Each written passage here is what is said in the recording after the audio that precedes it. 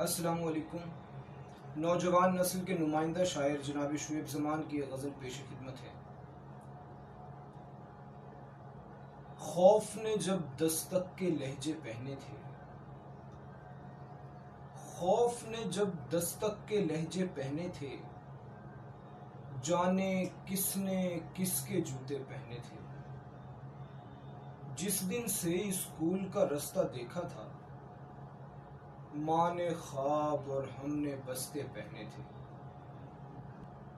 اس کے گھر کی خاص نشانی یاد آئی، پھولوں کے دیوار نے گہنے پہنے تھے، جن پر جنگل صاف دکھائی دیتا تھا۔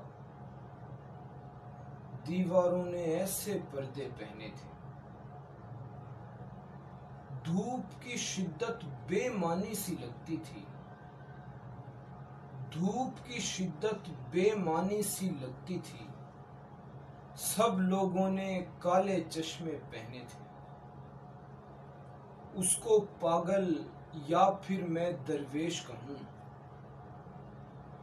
اس کو پاگل یا پھر میں درویش کہوں، جس نے قد سے لمبے کپڑے پہنے تھے۔